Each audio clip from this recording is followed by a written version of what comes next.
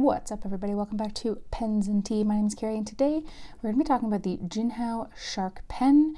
I bought this from Goulet Pens, and I've had it in my possession now for about 2 weeks, and it's actually pretty awesome. So obviously the pen itself looks like a shark. It's got the little shark face here. You get the eye. There's a slight indentation here for the mouth. You get the gills, get the little fin, which I think is called a dorsal fin, but I don't really know. Tapers into the middle here. This is a little bit like a triangle grip section.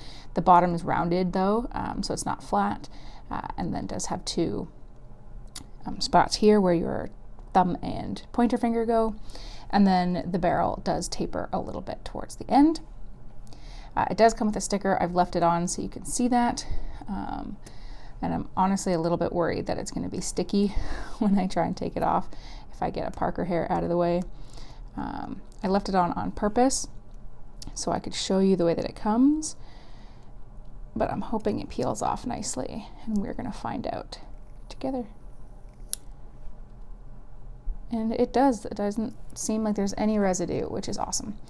It does say Jinhao underneath the mouth. You can see here the mouth of the shark is, and it has a little icon, but I can't really tell what it is. I believe it's the Jinhao logo, but it's kind of difficult to tell. It's a screw cap to reveal a hooded nib, a teeny tiny hooded nib, but it does keep that shark profile, which I'm sure is probably why they did it, but it is teeny tiny. Comparing it actually to a Lamy 2000, the nib is even smaller. That said, it would look weird, I suppose, if it had a giant hooded nib on it. But that's the same principle. So if you've ever used a Lamy 2000, ever seen a Lamy 2000, well, then it's pretty similar. And then it does come with a converter here. It's a standard international converter, which is pretty awesome that it does come with it, because this pen is super cheap. I believe this was like $1 something USD. I'll put it on the actual page here. Now I did get this one on sale for even less from Goulet Pens, and there's loads and loads and loads of different colors that you can choose from. So I thought I'd pick it up. It's a cute little pen. Nothing that I would take too seriously, and maybe because it is so inexpensive, I had basically next to no expectations for it, and I have to say, I'm going to wiggle the camera for a moment, apologies, I have to say it has impressed me a lot, like way more than I was expecting it to. In the pen, I have a sample of TWSBI Midnight Blue ink, that I also picked up from Goulet Pens, clearly. I also did these, and guys, this pen writes really, really well. I'm very surprised. That was not I'm not sure I understand. Go away, Siri. I wasn't talking to you. That was not a skip. That was me rotating the pen. Okay. Siri, enough with your problems here.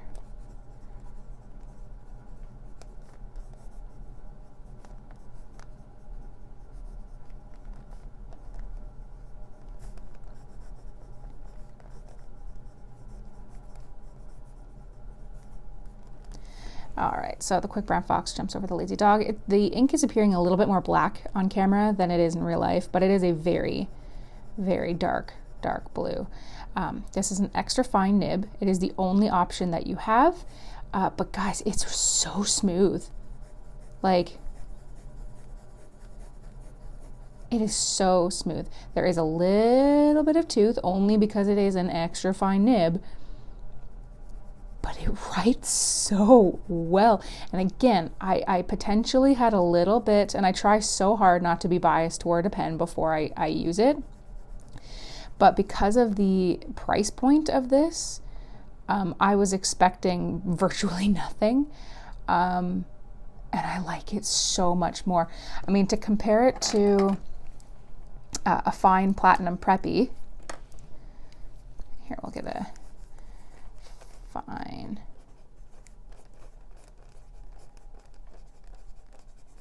platinum.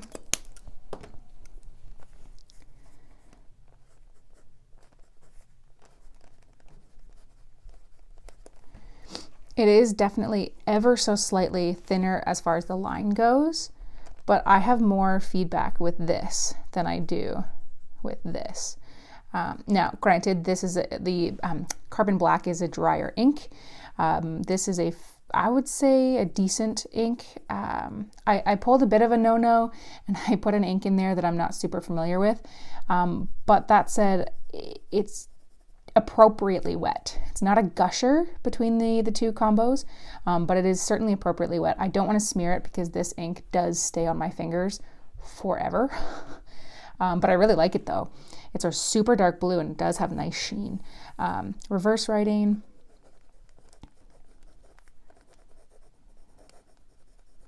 Reverse writing took a second to get going, but it does. You can go to like an extra fine.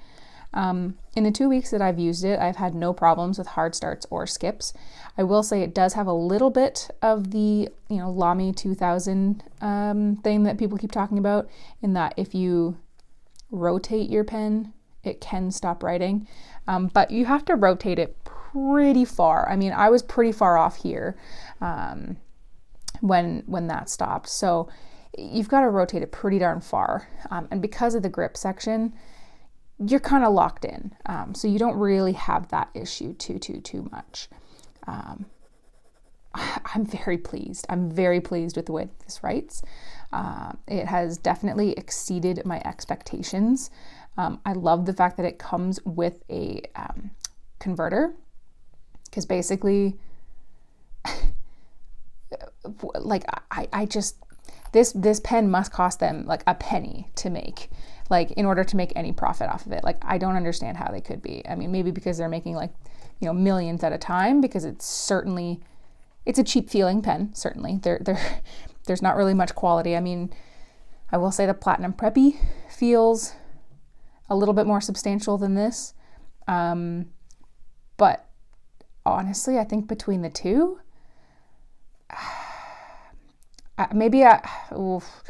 that's really difficult. I might have to make a video comparing the two of these, because they're pretty much, the best entry points. But I would say maybe for writing experience between the fine and the extra fine, I'm actually going to give the edge to the Jinhao. I will say I don't know if I would want a Shark in all of my work. If I had to take this to work and write in a professional boardroom, I don't know if I'd want to have a Shark with me. So that might give the edge to the Preppy that way. But for writing experience, I think I gotta give the edge to the Jinhao. Like that's impressive. So I like it a lot. I do like the fact that you have so many color choices, which is awesome. You do have like a lot of sales that I've seen with these pens as well. It's pretty long, but it's super, super light. Like I said, it's really cheap plastic. But guys, for the price point, like the writing experience is awesome. Let me know in the comment section down below if you have also had like really great experiences with this pen, because for something like I said that this cheap, there's got to be some bad experiences somewhere. I mean, there's got to be, because I'm really pleased. And honestly, I might pick up another one just to put some like inks in here that maybe I don't feel comfortable putting in my more expensive pens, because this is great. Usually the Platinum Preppy is the ones that I go to. So for example, I have this one with Carbon Black, and obviously this one with Bay State Blue. So like, I've kind of dedicated these two pens to these two trickier inks. But I think maybe I'll have to do that with Shark pens now. Who knows? So do I recommend it? Absolutely. I adore the price point. I adore the way that it writes. It's super cute looking. Is it appropriate all the time? No, but I'm impressed. So do I recommend it? Absolutely, I do. So check it out. Pick one up if you're placing an order somewhere and they've got them. I don't think you'll be upset if you just kind of throw this in as an afterthought into your cart. But guys, that's going to be it for me. Check out my Patreon account if you want to help support me make more content. Check out my Patreon, Instagram, all that kind of good stuff. Links will be in the description. Hit the like button if you liked this video. Subscribe if you've yet to do so, which is basically like most of the people that watch these videos. And as always, I appreciate you so much for watching. If you're watching 10.5 minutes in, you are the reason that I make these videos. And as always, I'll see you next time. Bye. All right, time for my VIP patron shoutouts. This was done February 15th, so if you're a subscriber and Patreon fan after, don't worry, I will update this as soon as I possibly can. To get these shoutouts, you got to be from VIP patron tier or above. So we have the ultimate human, Daniel Roddy. And then for my VIPs, we got Elizabeth, Glenn Kelly, Joan Worthman, Brian Hunter, Aaron C., Luna Wolf Games, Bobby A. Bailey, Tech Geek, Stuart Riley, Ute Cruiser, Victor Portugal, Bass, Wele Chang, Brian Law, Lucas Bell, Aubrey Madcore, Marissa Calvo, Eric Lineman, Jessica Chow, Stephen Baldwin, Carol Lowry, Michael Simon, Sean Sturdy, Susan Barrier, Catherine Molina, Robert Myers, Bianca Andrews, and Bill Pemberton. Thank you, everybody, for helping support me on Patreon. Even if you are in tiers that don't get a shout out, I see you, I chat with you on the Discord and all that good stuff, and I appreciate you. Thank you so much, and I'll see you next time.